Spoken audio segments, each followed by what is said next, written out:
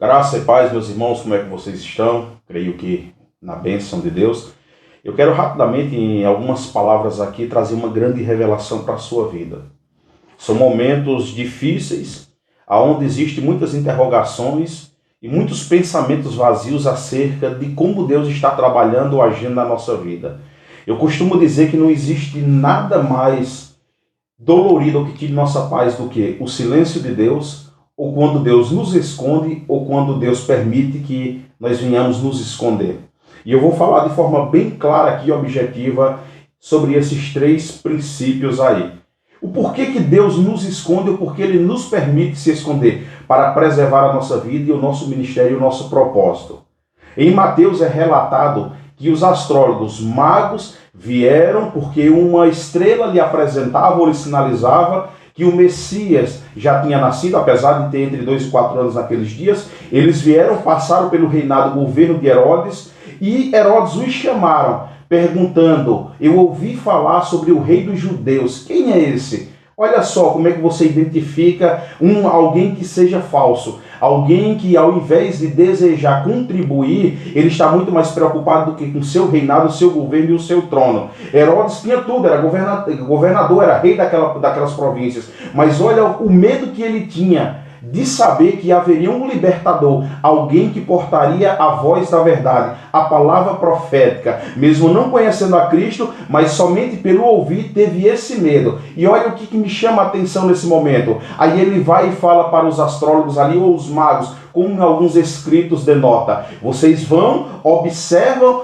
olhem onde ele está, retornem para que vocês me avisem e também eu vá adorar. Mas o pensamento dele era qual? Era matar o Messias, era matar o ungido, era matar o portador e aquele que vivenciaria as promessas do Pai. Ou seja, toda falsa adoração tem cheiro de morte. Ele estava disposto a matar filhos, esposa e irmãos, somente para o quê? Preservar o seu reinado e o seu trono. Nos dias de hoje não é diferente. Muitas pessoas têm essa capacidade, essa coragem ainda, de matar independente de quem seja, se perto ou longe, somente para preservar o seu status, o seu ambiente de lugar, ou somente para preservar o seu reinado e o seu trono. E está muitas das vezes disposto até matar o ministério que Deus confiou para alguém. Herodes estava disposto a matar Jesus. Verdade é essa, que os astrólogos foram e tiveram um encontro com Jesus, levando ouro, incenso e mirra. Aí me chama a atenção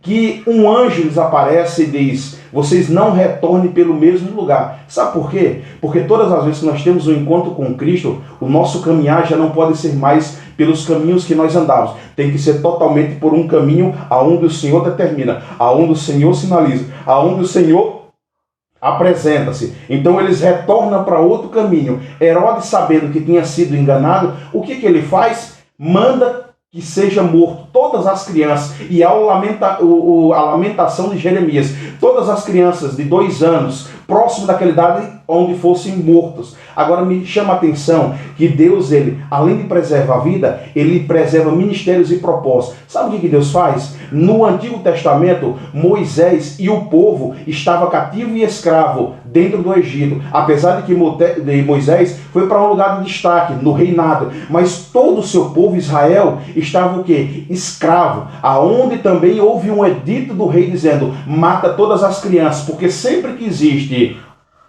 abre aspas para você entender, sempre que existe um burburinho de que alguém vai se levantar com a voz profética, eles anseiam e desejam matar. Para quê? Para que eles não venham ser confrontados, os seus pecados não venham ser revelados. Então no Antigo Testamento tentaram fazer isso, porque haveria o quê? Um libertador, mas não funcionou. Agora aquele ambiente que tentou matar o povo de Israel, Deus agora leva quem? Jesus, o seu pai e a sua mãe, para serem escondidos no Egito. Fica despreocupado. Sabe aqueles momentos, aqueles ambientes que tentaram te matar? É nesses ambientes que Deus vai te esconder por muitas das vezes. E há o questionamento: por que Deus me trouxe para cá? Então, aquele ouro que Jesus ali recebeu, os seus pais receberam dos astrólogos, foi suficiente para que eles descessem ao Egito, fosse preservado até que o rei Herodes morresse, e então, divinamente sendo revelado para eles, eles retornaram para a sua região. Fica despreocupado. Deus, ele vai te preservar, ele vai te guardar, fazer com que você fique no anonimato, até aqueles que buscam a tua vida, o teu ministério e a tua vida venho realmente sucumbir. Mas fica despreocupado, porque me chama a atenção que todas as vezes que Deus permite que nós venhamos nos esconder, ou que Deus nos esconde, existem grandes revelações. Deus não nos deixa sozinhos. Presta atenção nisso daqui. João foi também perseguido. Por que não dizer, entre o ano 90 e 95, o imperador Domiciliano queria também a cabeça de João, ao ponto dele relatar em Apocalipse dizendo, por causa do testemunho da palavra do Senhor, eu aqui estou. Ele poderia estar naquela ilha de Patmos, lugar de anonimato, lugar de desprezo, lugar de solidão, mas é nesses ambientes que vem a revelação do céu, na sua fortaleza, para nos mostrar não somente o que precisamos fazer, mas também dar direção a outras pessoas. Então Deus esconde, mas Ele revela. Deus nos esconde, mas não nos deixa sozinhos. Por que também não falar de Paulo? Paulo também, por capricho dos religiosos, teve que ser escondido também na Arábia. Mas na Arábia, depois de sair de lá, Paulo diz, conforme eu recebi do Senhor, ou segundo recebi do Senhor, ou seja, estava no anonimato, estava escondido, mas o Senhor estava com ele. Domiciliano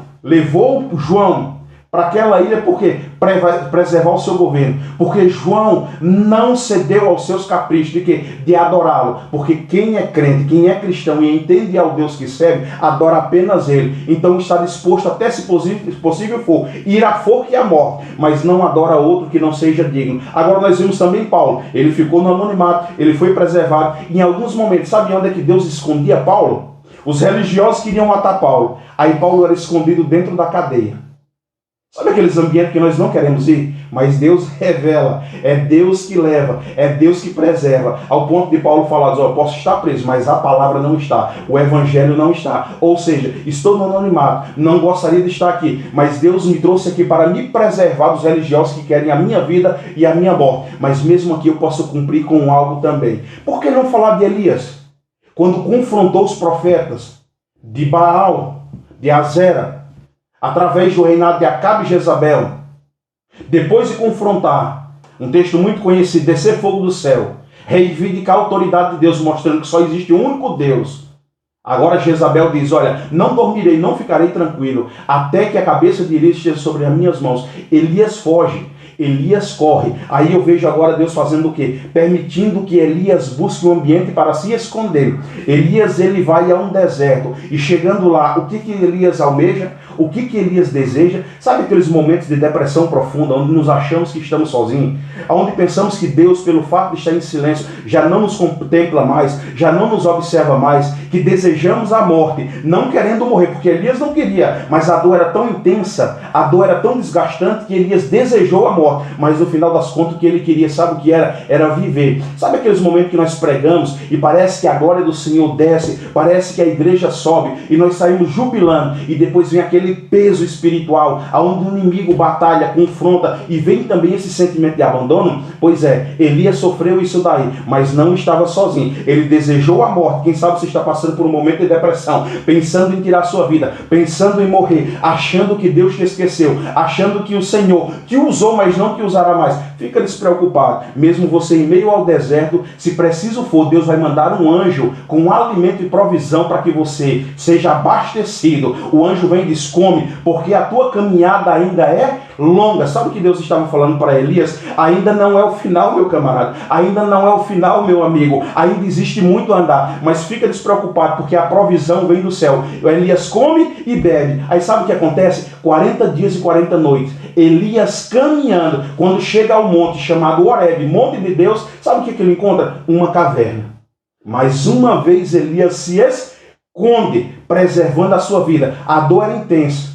Havia um desgaste na sua alma, mas ele encontrou aquela caverna, sabendo que Deus apareceria. Só que Deus não apareceu como eles esperavam, nem como ele imaginava, nem como almejava. Não foi no fogo, não foi na ventania, foi numa brisa suave. Sabe o que eu quero dizer com isso daí? Isso aqui é para crente, é revelação do céu. Sabe o que eu quero dizer com tudo isso daí? Você pode estar dentro de uma caverna, quem sabe pensando em morrer, pensando em tirar a sua vida, mas fica despreocupado. Não é com grandes movimentos que Deus vai te alcançar.